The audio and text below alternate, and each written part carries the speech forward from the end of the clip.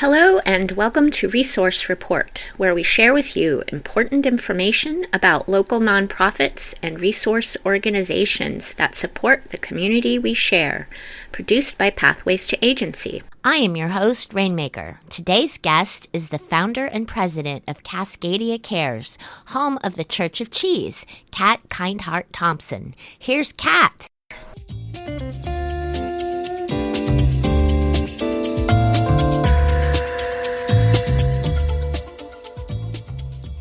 I am here at Chaos Radio Station with Kat Kindheart Thompson with Cascadia Cares. How are you doing today, Kat? I'm doing great, Rainmaker. Thanks for having me on. Oh, I'm so glad that you're here with us. Can you please introduce yourself, give us your position, and how did you come to be here at Cascadia Cares? Well, actually, Cascadia Cares is an Evergreen State College-born nonprofit. And so I was taking a class at the Evergreen State College called Making Changes Doing Social Justice with Larry Musqueda. And part of the curriculum for that class was to volunteer a certain amount of hours a week at a nonprofit. And I was struggling to find a nonprofit that could work around my school schedule. I was getting behind in hours and I was really concerned. And I, at that time, had a very good friend, Reverend Dr. Charles Nesmith. He had his master's in business administration. He was also a lieutenant commander for the military. He helped me to file the nonprofit paperwork, and I was surprised that it was actually allowed, because when I asked Dr. Musqueda, he was just kind of, sure, kid. And I don't know if he thought that I'd actually do it, but I had the help of my friend Chuck. And so we filed this nonprofit, and I thought that I would shut it down at the end of that class. And I thought that I would shut it down in 2017 after I graduated. And here we are, it's 2026, and we're actually going stronger than ever. We're serving meals in 2 counties, and we're looking to expand to serve a second night in Lewis County. Wow, that is so rad. And that's Lewis County and Cowlitz County. Are you true counties that you serve? That's true. Yeah, okay. What is the organization, and give us some history? Well, Cascadia Cares exists to help create a world where helping people is normal. We are a rarity, especially in rural Lewis County, because we offer service without sermon. So I have a little back history of me as I came out to Washington following the Rainbow family, and I was living in my car, and I have eaten meals with various outreach organizations and had to sit through awkward prayer services and lectures and different Bible studies in order to get food. And I realize in Lewis County that there are no meals that are not religiously affiliated. So that was the pretense of starting our nonprofit, and the niche that it fills that is not currently met is that we serve without any religious dogma attached or any prerequisite. So we don't ask for people's IDs. We don't ask their name. We don't ask to record them. We just serve to anybody with a belly button without any kind of pretext.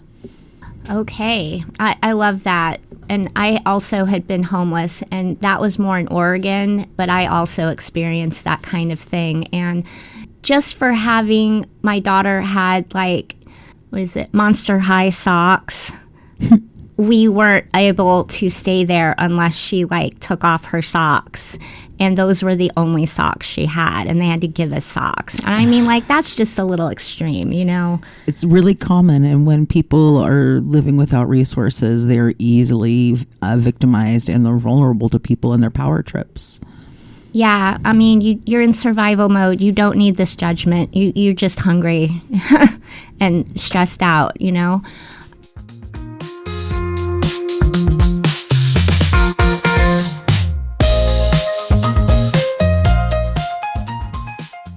Y'all promote awareness and provide for needs, support other organizations. Talk about all of that. What's the stuff that y'all actually do? Well, the big thing that we do is feet on the street meals. Each week, we have one meal in Lewis County. We call ourselves the Church of Cheese because we serve on Sundays, but we are far from a church. And we serve free hot pizza, Narcan that we get from the Department of Health, snacks, and often warm crock pots full of chili or soup. We serve those out on the street without any prerequisite or attached religious dogma. We do that each week at noon on Sundays at George Washington Park in Centralia. Also, we serve down in Cowlitz County, we serve a warm meal down in Kelso that it's been happening each week for even longer than Free Hot Pizza has been around. And Free Hot Pizza has only been serving for 3 years. Belly Brigade started about 9 years ago down in Cowlitz County. Because we serve without prerequisite, we don't only serve people who are experiencing homelessness. We do community outreach, and we believe in food sovereignty. And so one big event that we do have coming up that we do each year is a tomato giveaway. And we are able to purchase organic heirloom tomatoes from a locally owned farm that is operated by somebody who's assigned female at birth. And you know that's not an easy field for people to get involved in. So we help support that farm by purchasing the starts from them. And we are able to give those away in our community. And we encourage people when they go and accept our free tomato plants to, when they have an abundance of tomatoes in the summer, to share with their neighbors. I love that so much.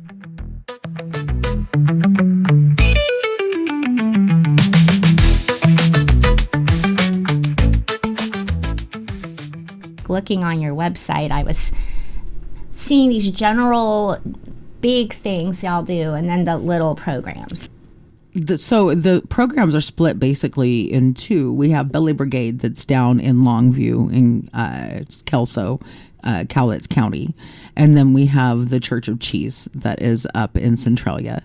The programs are kind of split. In Centralia, we also do a laundry fund. So Country Fresh Laundry has been very gracious to us in allowing us to keep a fund there. And I do say that we serve without prerequisite, and we do offer people emergency laundry, but we do make sure to say that it's emergency laundry. The impetus of keeping this fund was we had been giving out a lot of blankets to people who were cold and wet and were ditching their blankets downtown.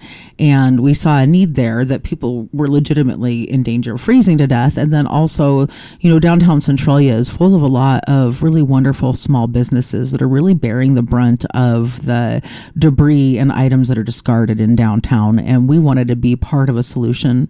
We recognize that not giving out any blankets is not a good solution. And so we thought for a while on what we could do to help solve the problem, and came up, and we've been doing it now for 3 years, a laundry fund. And so we keep a laundry fund replenished at the Country Fresh Laundry. And then when people come to our meals, and there's 2 criteria, they can either have wet blankets and they're cold, and if they're living on the streets, we will give them laundry every week without question.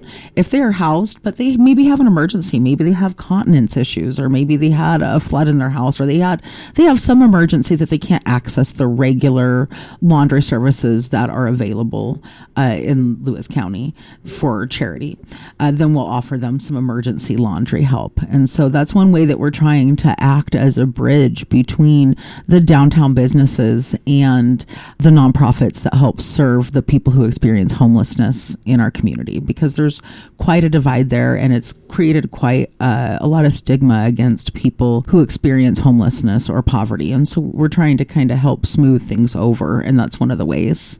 That is a huge gap to fill, a very important one that I think most people wouldn't even think about dealing with. So that's fabulous. Thank you for sharing about that. Yeah, the downtown businesses are not wrong for not wanting people defecating in their planters or leaving wet blankets on their doorsteps. But also, we need to think as a community, what other solutions do we have? And what would you do if you had to go to the bathroom really bad and nowhere would let you go? What would you do? And the people who are without adequate shelter are constantly in that position. Luckily, we do have the Centralia Timberland Library, thank goddesses for libraries, and they are able to access the library, but only during certain times. And the library is not open on Sundays. It's closed a lot of holidays. It's not open in the evening. And so when we talk about advocating for bridging that gap, that's one of the bigger pictures that I want to help support Centralia in looking at, is how can we provide ways for people who experience homelessness to be good citizens? How do we provide ways for people who experience homelessness to be good citizens? Because they're constantly painted into a corner, and then we paint fingers at them for doing something as human as going to the bathroom. Quite often, they didn't choose to be in that position. They just had a series of unfortunate events occur, and it's not their fault, and then I don't know the laws, the city ordinances for Lewis County, but I do know in Thurston County there are ordinances that pretty much prevent homeless individuals from, it's like illegal for them to just be homeless, and that is just not right. How it's like blaming someone for something they couldn't help and didn't do. And when you create barriers like this, that really makes it difficult for everyone to coexist.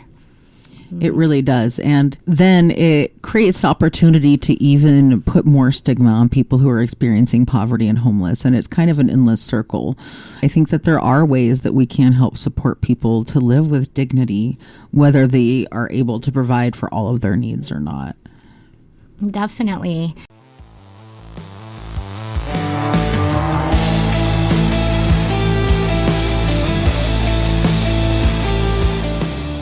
And you also collaborate and support other organizations. What about outreach? Talk about that. So that was more during the COVID era. We've done different events where we did Light the Night, Warm the Solstice, where we did, but this is all like 5 years ago.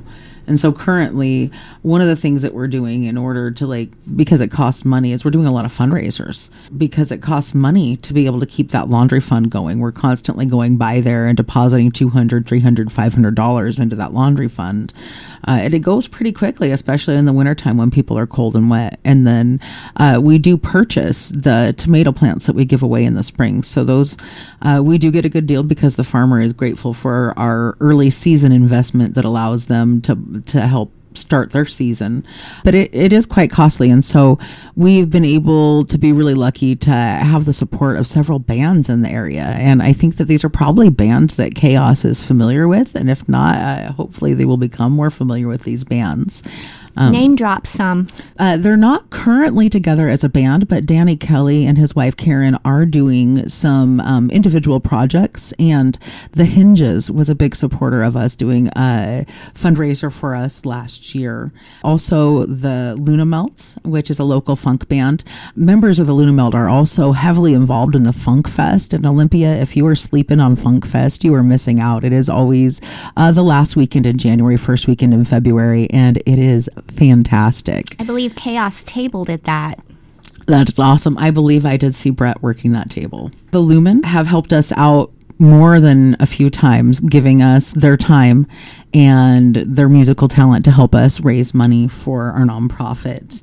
Also, the Stone Jack Ballers, they are also a local Grateful Dead cover band, and they have donated their time for a couple of nonprofits for us as well. The Lumen, if you want to check them out, they're every third Thursday at the Ilk Lodge. That's not the Elks Lodge, it's the Ilk, and it's downtown on Legion in Olympia. Right there at the corner of Jefferson. Yeah, and they're kind-hearted people. He actually, the owner, 2 years ago when we did our pre-Thanksgiving fundraiser, the owner actually donated a keg of their beer to us to sell for our beer garden. Oh, wow. Yeah. And so you can actually check out the Lumen there every third Thursday. And then the last Sunday of the month, the Stone Jack Ballers play there. So it's kind of a cool little community hub of music and people that are really kind-hearted and bands that have helped support us because they see a value in the mission and they care about humanity. Olympia has such a fantastic music scene, and you'll see that there's a lot of Rainbow Family or Grateful Dead related references in our art or in the things that we say. The shirt that I'm wearing, the Church of Cheese, it's kind of a take on Cats Down Under the Stars. We have some stickers that we give out with the logo on it as well.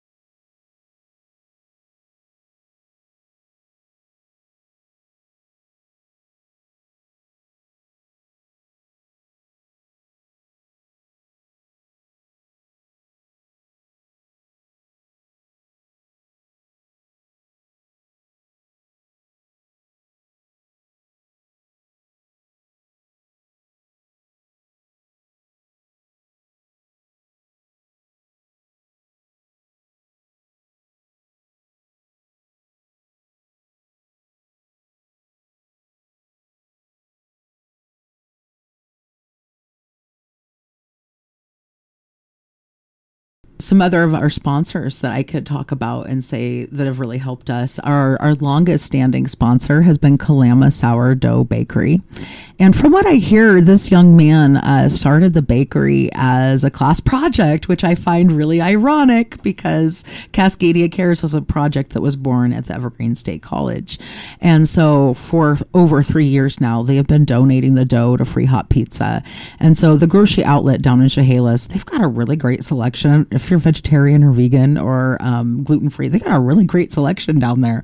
But they're kind enough to accept our donation with their delivery on Saturday mornings and hold on to it for us so that we don't have to meet the delivery driver at 5:30 in the morning when they come. So the Toledo Cheese Depot is a fantastic little cheese store in Toledo, and their owner Kyle Wheeler is really pioneer of community leadership and one of my personal heroes. And he, if you get a chance to look him up and how he started the Lollipop Guild, which turned into the Dignity Guild, you'll see a lot of the posters or the yard signs, stickers that say Lewis County welcomes everyone or Rural Americans Against Racism. And those were Kyle Wheeler's invention and his mark on Lewis County. And he's since opened this little cheese depot, which is just a great little place to stop and get picnic stuff and go on a picnic in the mountains. But he donates the cheese for the pizzas every month now. We have our dough and our cheese donated. And then we have this really sweet volunteer, Amanda Piedlow, and she graciously bakes dozens and dozens of gourmet homemade cookies every week and brings them. But that wasn't enough. So she loves animals, and she approached a small business down in Lewis County called Totally Possum. And it's Pawsome. I think it's a really cute name. And they have been donating for maybe 9 months now, all of our dog food and cat food. So we're able to help support animals who haven't made the choice to live without resources but find themselves hungry. And I can only imagine, well, I don't have to imagine, I can see the gratitude in the people's eyes when they are able to provide for their pets, because the guilt that comes with not being able to provide when you're struggling yourself can be overwhelming. And so to be able to help ease some of that pain and ease some of the hunger of animals, and that's all because Amanda had the heart to go to Totally Possum, and they had the heart to donate. That's awesome. All of this lovely community, collaborative support.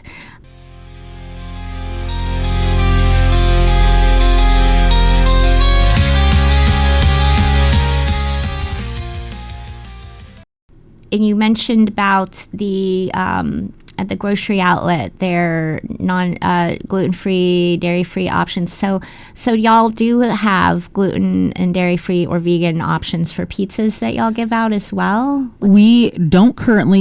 For about 9 months, we had a gentleman come that was vegan, and so we would go out of our way to get the vegan cheeses and make some really awesome vegan pizzas. So one of the programs I took here at the Evergreen State College was People, Plants, and Fungi. And I learned how to forage.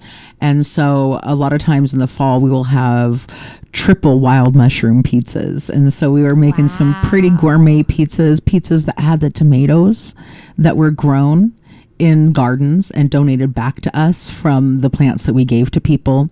We had people donate sauce back to Maida Hogan. She is one of our board members, one of our bakers, and a good friend of mine. And she made a ton of pizza sauce with the tomatoes that came back to us from the plants that were given away at our tomato plant giveaway. That's some lovely sustainability. Oh, yeah. So, you aren't now, but, if a couple of people came up and were like, hey, we can't really eat these pizzas, but, can y'all make some next time? Like the gluten dairy free or something like that. So exactly. If somebody comes and says, hey, I have this need, then y'all will find a way to fill it then. That's what we do. And we stopped making vegan pizzas because nobody wanted them, and they would be the last to go, and people would kind of begrudgingly take them.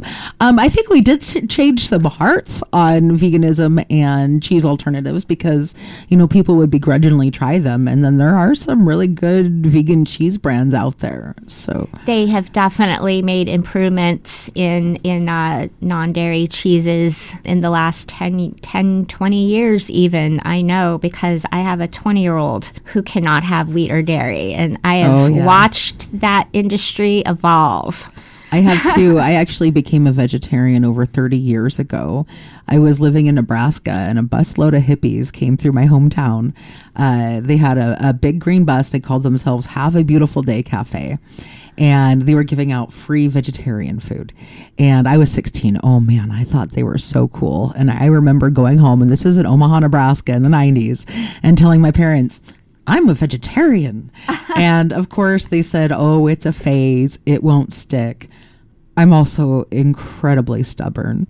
Living in Nebraska, I actually got a lot of pushback for being a vegetarian. I never once have lectured someone that they should be vegetarian. I don't care what people eat. It's not my business. But I had to defend myself so much about why I was vegetarian. And obviously I didn't want to say it's, identity, because I was still in that age where I just didn't want to say, oh, it's because the cool kids are. Mm-hmm. So I looked up all these reasons, be it environmental or health or animal rights. And in having to defend my position of being vegetarian, I was, it kind of fortified my desire to never go back to eating meat. And I'll be 47 next month, and I still haven't eaten meat.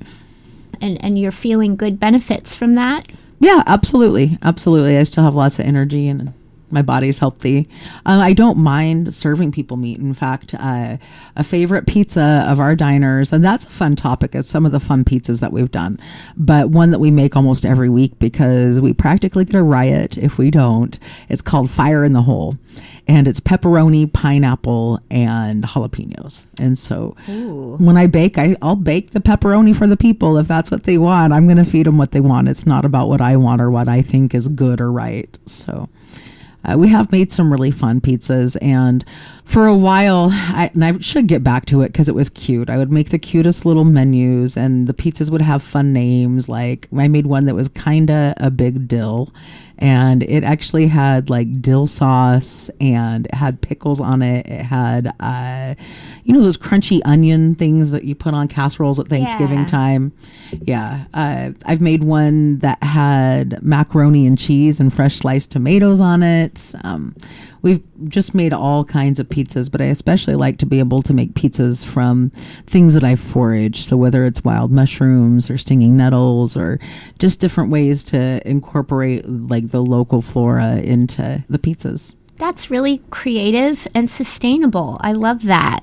Thank you.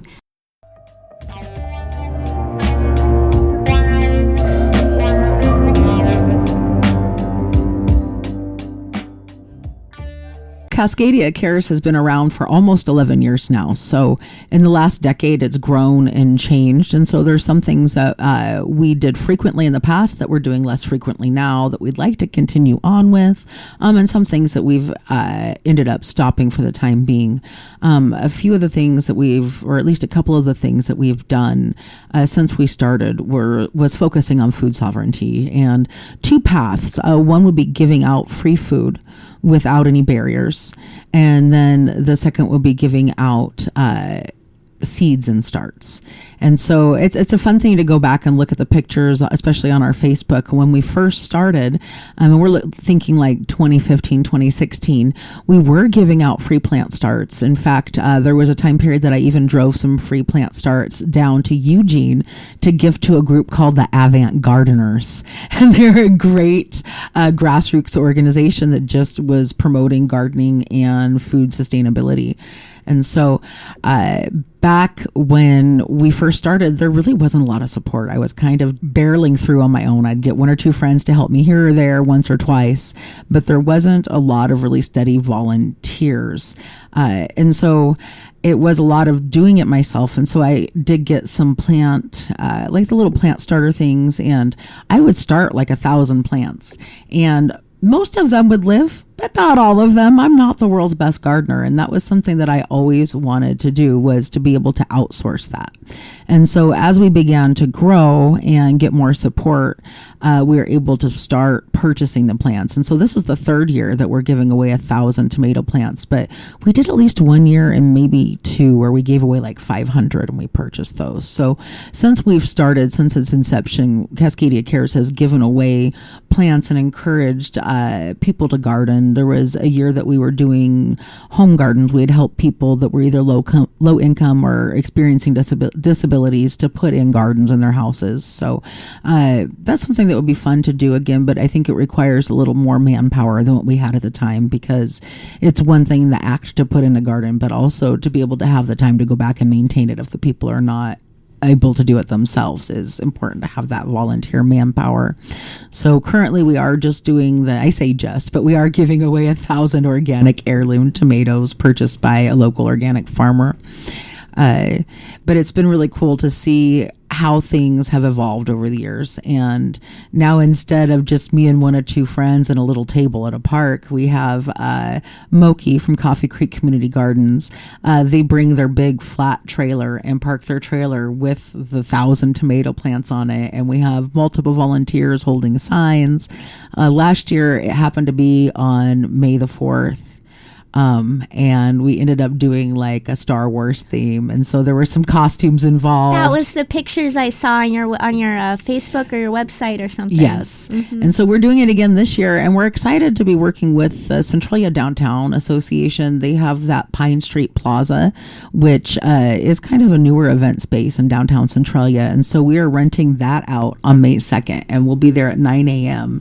giving out tomato plants. What is the location of that?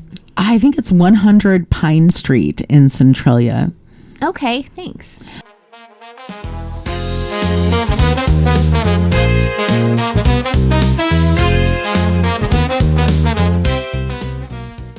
And I guess this might be a good time to talk about how I brought some of the education I received at the Evergreen State College forward into action within this nonprofit. Not only was I supported in creating the nonprofit and maintaining it, but during my time studying food sustainability and food sovereignty here, I learned a lot about the conditions that people who work in the farms are forced to endure just to survive.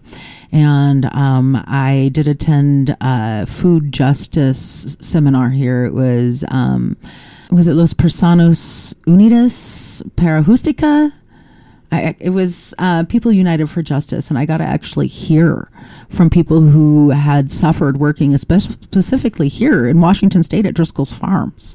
And so I also read a book called Tomato Land that talked about the way that people who are picking our tomatoes and growing our tomatoes are mistreated. And that book really opened my eyes, because I had always had a kind of arrogance about, I'm a vegetarian.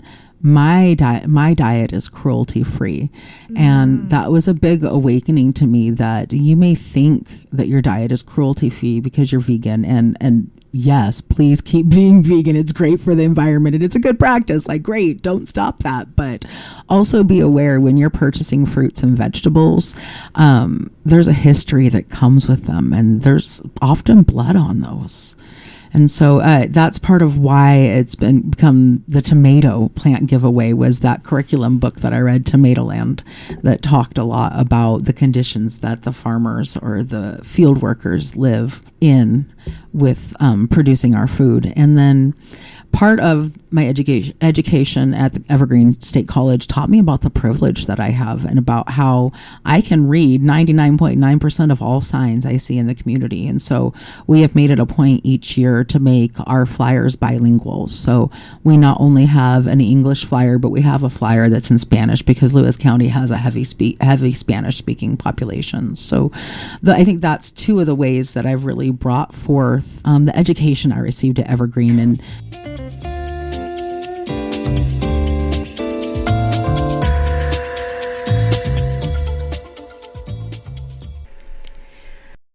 you hear a lot of jokes here. I came from Nebraska, and Evergreen was respected where I came from. But when you're here, you hear a lot of jokes about, the Evergreen State College students. My favorite meme, I share it every time I see it because I love it. It's a girl or a femme presenting person playing a flute to a deer, and it said like another 16 credits of the Evergreen State College. And I love that so much. But, we don't talk about the way that we learn some really important things here, and the way that the people who attend Evergreen are in love with learning and in love with the subjects that we're studying, and the way that we carry those forth in a meaningful and concrete way to our day-to-day lives. And, people think of Evergreen as a hippie frou-frou school, but I also work full time as a psychiatric social worker. So I went on to pursue a master's degree after Evergreen, and I put in the same amount of effort in my master's program as I did put in at Evergreen. And I ended up getting straight A's through my master's program. So people who are in love with learning and want to make a change in the world, they thrive at Evergreen. And then the world thrives because of what they did here at Evergreen. And I know so many people who have gone to the Evergreen State College, and maybe they got educations in horticulture or in identifying wild plants, and they've gone forward and started their own companies and started their own movements. And they've really, because they were in love with learning, because they were allowed to study, we could pick what we wanted to study and follow our hearts. And when I think about what I was able to study, so I learned about social justice. I learned about the people and the plants here. I learned about food sovereignty and how I rolled that all in to this nonprofit that's thriving to this day. I love that story. Thank you for sharing that. Yeah. Working with a lot of nonprofit organizations that I do, there are a lot of greeners, a lot of alumni in our camp. Yes. All of us people working to help the community.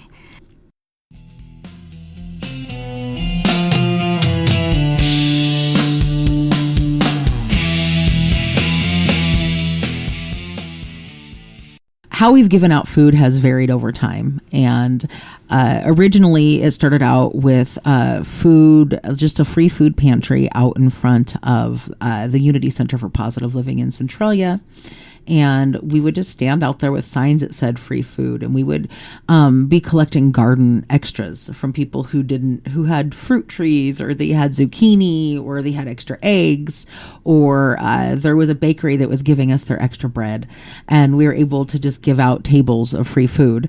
That ended up growing to where we were giving out we would make coffee, or we get coffee donated from Denny's. Denny's, of all people, in Chehalis would donate us a couple casks of coffee, and we would do coffee and the donated baked goods and just go do homeless outreach and speak with people. From there, I started to get involved in free hot soup, and it wasn't quite the mission I was looking for. And there was a couple other opportunities that I was involved in, but they did not want to involve the nonprofit. And I had already started the nonprofit, and I was happy to be doing the accounting. I was happy to be accountable for everything that was donated to me. So I kind of broke off and just started strictly doing for Cascadia Cares.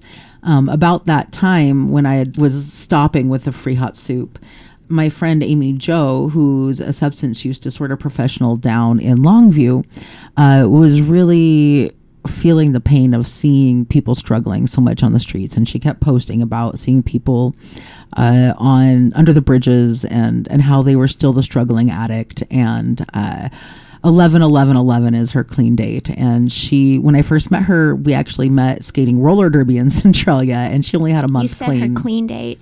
Yeah, it was 11/11/11. Wow. Yeah. And so we met doing roller derby, and she had only been clean for like a month, and she was rough. And so she knew that both of us knew that this could have been us.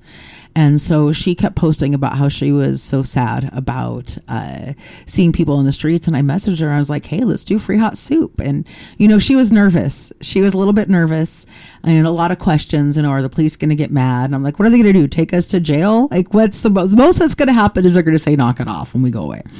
So she ended up finding a church to let us cook the soup down there. So I brought my stock pots down there, and she got a bunch of girls that were part of her recovery program come.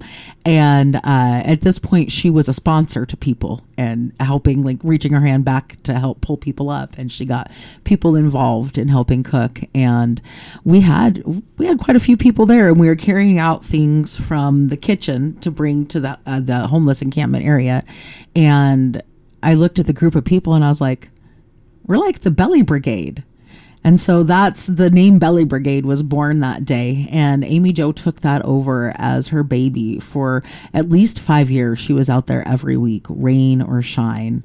And she has stopped doing the Longview Belly Brigade. The Kelso Belly Brigade still persists. Amy Jo now is beginning what we're calling free hot nudes down in Longview. Free hot what? Free hot nudes. And that is free hot cup of noodle soup. We found Noods, out. Noods. That is correct. Okay. We found out that you can boil water and put them in those 3 gallon crafts and pump them out and cook noodles on the streets. And it gives some people like some carbs and something warm to hold on to when the weather's really cold. So she has been starting that up down there now, and also still supporting the Kelso Belly Brigade. We just put a freezer in Amy Jo's garage that we're going to fill with meat from our farmer at Coffee Creek Community Gardens.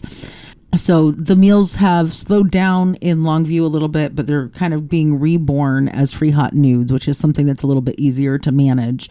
The Kelso meal outreach is headed by a woman named Diana, who has been doing this for 9 or 10 years now. She has been dedicated, and she manages the group down there, and we support them as we can, and they really come to us for very little. But they did get a donation this last year that came specifically to support their food group. So that's how we ended up getting them a freezer, and protein was the hardest thing for them to source for their meals. So now they're going to be getting organic, healthy, sustainably grown meat for their meals. Oh, that's so good, because you really need all that nutrition because you're so depleted. Yes. Mm-hmm. And stress really depletes you. Yes. Mm-hmm.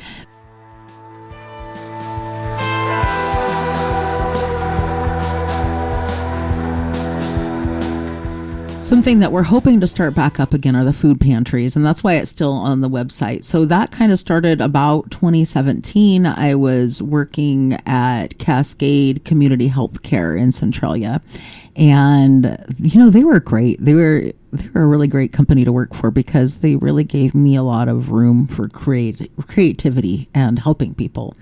And so when I first was there, I said, hey, what if we start a free store? I was inspired by the Olympia Co-op. I love the co-op. And I really love their free store. If you guys are ever bored, go in there and pretend to steal. That's a good time. That's a really good time. So I started this free store at Cascade Community Health Care.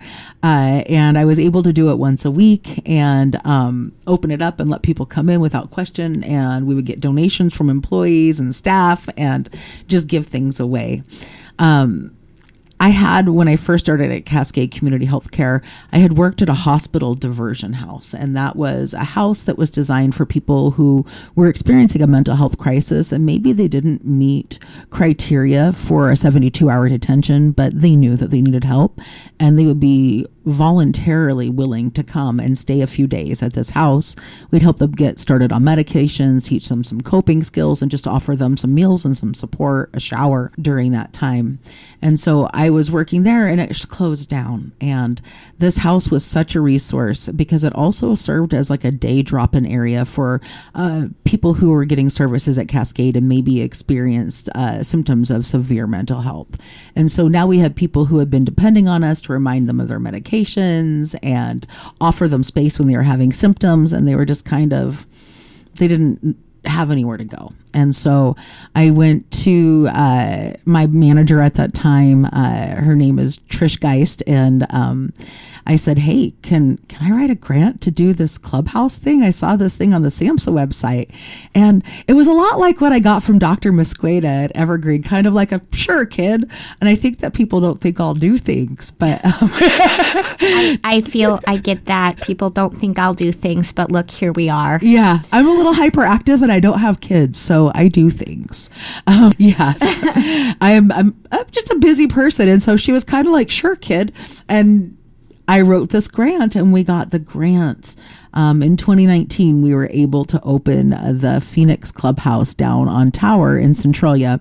I worked there for maybe 2 years, and then I left the company in 2023 to move on to my current position. During the time I was there, I was able to move the free store there, and that included a free pantry. And so we were sourcing food from an organization called God's Portion. We would give them a monthly donation, and they would get food brought in, like surplus food, by like the huge truckload. And we could go, and we'd go once a week, and we'd load up this great big van that Cascade Community Healthcare owned, and we bring it back. We had extra freezers in this outreach clubhouse, and we had a food pantry there, and we would, each day when we went in and opened up, we'd pull the food out onto our little sidewalk area with our signs that said free food and comida gratis. And we had a barrier-free food pantry, so people weren't watched as they got it. They weren't hassled. They didn't have to show ID, because did you know if you go to Salvation Army for their food boxes, you have to show ID. You have to be registered with them. You have to live within that community. There's all these barriers. Wow. Yes. Oh my gosh. And not everybody's going to have IDs. Like, I had interviewed Phoenix with Integrate, and she was sharing about their homeless encampment that they have been fighting in the city for in Thurston, and their things get bulldozed. Mm-hmm. So like when you're homeless, you have your stuff and you have your ID, and then somebody comes along from the city and just kind of disrupts your little space that you've created for yourself. And you might not be there because you might be out getting services somewhere, and you come back and all your things are gone and you don't have an ID. Yeah, and it's people will get their things stolen. People treat people who experience homelessness terribly. During the time that I was working at that clubhouse downtown, we would not shut the gate up front. We would lock our doors, but we would not kick people out if they were sleeping there. If they were respectful and they weren't destroying things, we'd ask them to leave in the morning when we opened up so people wouldn't be uncomfortable coming in or out. But we let them know, like, hey, we're not here to call the cops on you. We let the cops know, leave them alone. Leave them alone. They're not doing anything. Leave them alone.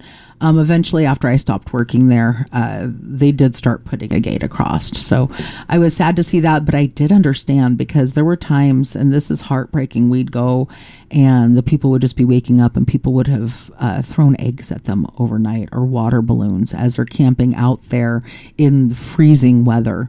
And so the way that we treat people with homelessness, it's unreal. And so they're not allowed to keep possessions. Their property gets destroyed. They get personally and physically attacked just trying to survive. Getting kicked when you're down, and really it's hard to stand yourself back up again. Yeah. Mm-hmm.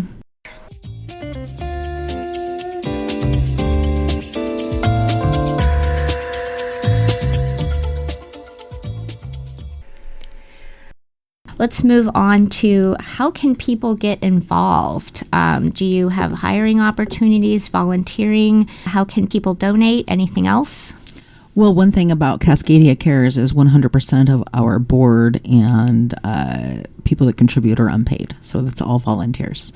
And we are always looking for more volunteers. We're looking to expand. Right now, we do have our meal in Lewis County at George Washington Park in Centralia at noon on Sundays. And that's a great way to come and meet me and meet our cohorts and get to know us. And we are hoping to expand to a second meal in Lewis County. We're also hoping to expand and start doing the food pantries again.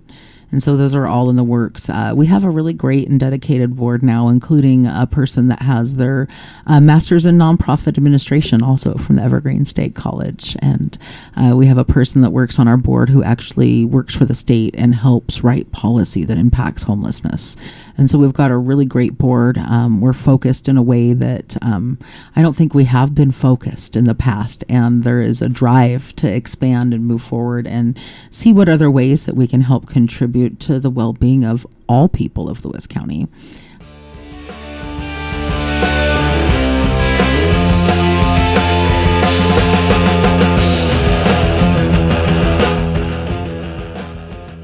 I had a conversation just yesterday at Free Hot Pizza. Ray Chapman Wilson, who's one of the city councilors in Centralia came by the meal, and he said that he did have a call from somebody who was upset about how much we help homeless people. And one thing I want to say about that is that we don't help homeless people. We help people. You don't have to be homeless to come get some pizza. You can show up in a Mercedes. In fact, a guy came yesterday in a very nice outfit, a very nice car, came and got pizza. We don't know his situation. We're not asking. We don't have a prerequisite. He must have been doing okay, because when he left, he tracked us down and he gave us a cash donation. But we're there to help everyone. You know, our tomato plants are specifically for people who have somewhere to plant it. And most often that's not somebody who's living out of a backpack. So we're not there to just help people experiencing homelessness. We want to help everyone in the community.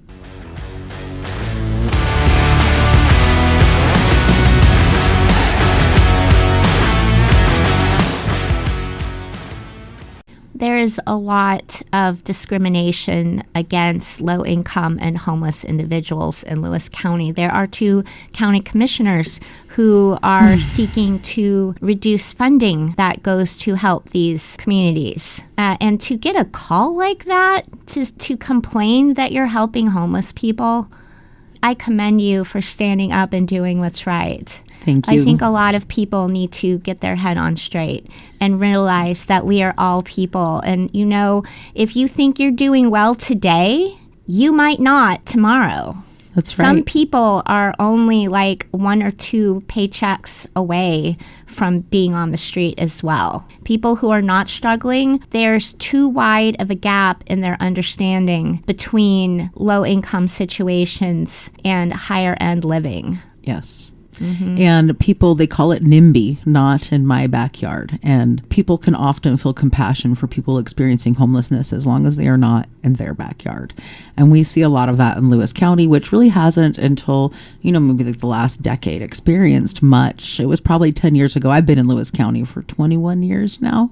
And it was probably about a decade ago that I first saw a homeless person walking within a few blocks of my house. And I thought, oh, that's interesting, because really we haven't really experienced an influx of homeless people. And so the economy is not what it used to be, and more people are struggling with making ends meet, and more people are finding themselves homeless. We're going to have to find some solutions rather than just sitting back in judgment. One thing that I hear a lot from people is that people are choosing to be homeless. They're choosing because they want to do drugs. Something I have to say about that is nobody chooses to become addicted. People choose to do drugs every day. Millions of people do drugs, even shoot up heroin and do it once or twice and say, hey, that's nice, and they move on. And as somebody that, you know, is professionally trained as a social worker, I can say that people don't just become addicted to drugs in a vacuum, that there is trauma behind that. When we start talking about their adverse childhood experiences, when we talk about the abuse and the trauma they've experienced as adults, a lot of people are out there self-medicating. And people who have had good and easy lives, it's a lot easier for them to try a substance and say, hey, that was fun, and then put it down. It's when people have really experienced a lot of trauma, that's when they get hooked. People talk about people with addiction as if they are a lost cause. And I will say that 25 years ago, I was wandering around the streets of Omaha, high as a kite, talking to myself barefoot. And now I am a homeowner of 21 years. I hold a master's degree. I help people with severe mental illness through a public capacity. And I started and run a nonprofit for the last decade that serves people in our community, not only people who experience homelessness, but all the people in our community. So when we look out on the streets and we discount someone because maybe they're high, maybe they look a little different, maybe they're dirty, you don't know who they've been, what's happened to them, and why they are how they are. And to just choose to discount them, that's society's losing out. And I think that the more people that we can reach a hand out and help, there are a lot of really good people that once they're well will be able to reach their hand back down and help pull people up, and do it with an understanding that what we call normies will never understand. Indeed. You know, this might be the third time I've mentioned this study on the air, the Rat City study. You know, there's this guy and he made like a little literal rat city, like we're going to put all the rats here and they're all going to live together. And then they put them in, they created a stressful environment where there was not as much food and water, and just conditions were not optimal. And they gave them plain water and water with cocaine. And the rats were stressed out and they were hitting that cocaine water. And then he changed the environment to be more sustainable, less stressful environment. And the rats, they weren't going there to the cocaine. They didn't need it. They didn't want it. They were just drinking water. And that is a direct example of what is happening in our society. Not just in our city, not just in our county, not just in our state, but in our nation and across the world. If you look at other countries, Finland, for example, Denmark, there are other countries I can't think of off the top of my head right now, other countries that have either absolutely no one homeless or a very low homeless population because they have supports in place that create a more, and also less drug use because they have a more sustainable, functional kind of society, you know? And so it is possible, it is doable.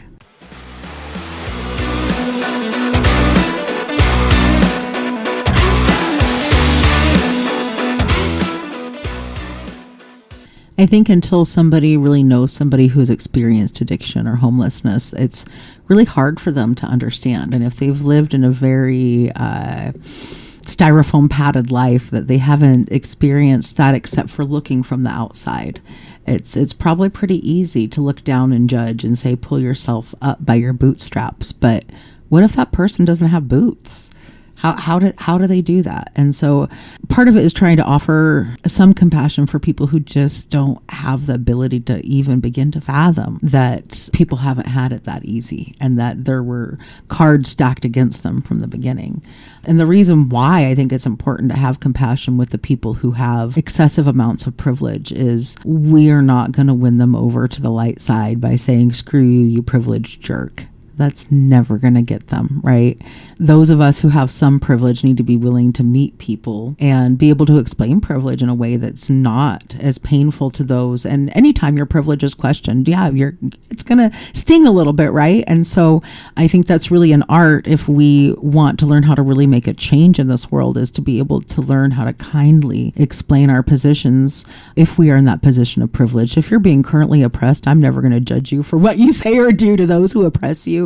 But if you're not currently being oppressed and your reaction is just anger and vitriol and attacking people, maybe there's a better way. Maybe we can ask them to join us at the table and have some important conversations instead of just screaming and jeering our fists. Mm-hmm.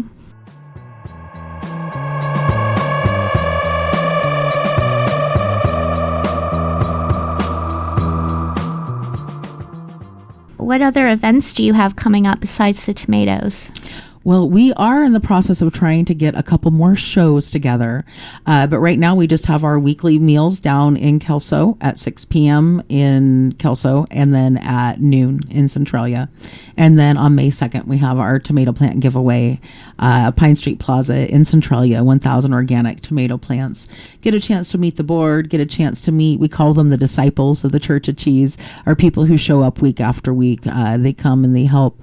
A lot of times they will take it upon themselves to source snacks and food from the community and bring it. We've had people get us toothbrushes from dentist offices. We've got a really great group of people who have been really proactive in just seeking out ways that they can be useful. And we're that kind of nonprofit. There's not a lot of red tape, so it's easy to just show up with help and not be turned away. We're always excited when people show up with bags of chips or bottles of water, cases of soda, stuff that people would like. Don't feel bad about help content. When people are sleeping outside, they need a much higher caloric intake. So if you want to show up with chocolate and sodas, that's okay. Not all food has to be as nutritionally dense as it has to be calorically dense when people are freezing and they're outside trying to stay warm all night. Thank you for sharing that.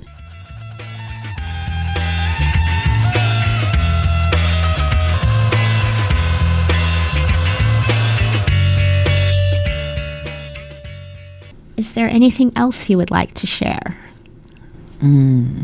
Just that I didn't know anything about nonprofits when I started this. This was a stab in the dark. I reached out and I asked for help, and I had a lot of help from my community.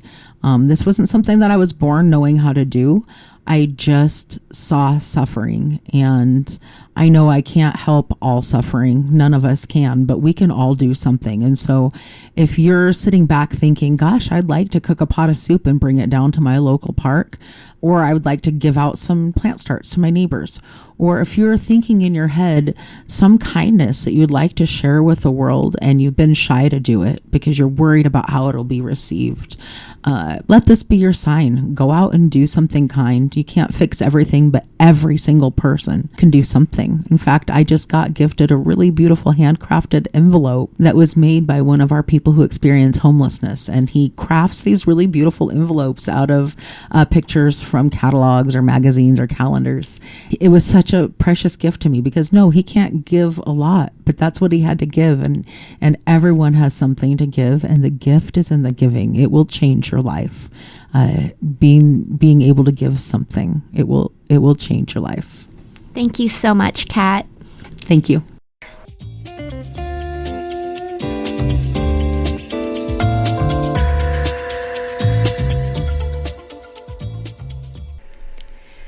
If you want some free hot pizza, come on down to the Church of Cheese every Sunday at noon in George Washington Park, downtown Centralia. Also, if you would like some free tomato plants, mark your calendar for May 2nd from 9 a.m. to 2 p.m. in Pine Street Plaza, downtown Centralia. And if you would like to learn more, volunteer, or donate, visit cascadiacares.org.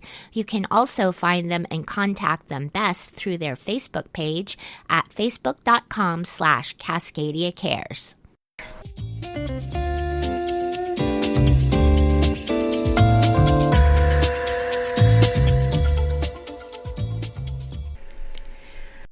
That's it for today's resource report produced by Pathways to Agency. At Pathways to Agency, we are driven by the belief that everyone should have the tools and support to achieve their goals and thrive in their communities. Our mission is to bridge the gaps in understanding, accessibility, and trust by connecting individuals to resources and sharing information and processes that can lead to personal and community growth.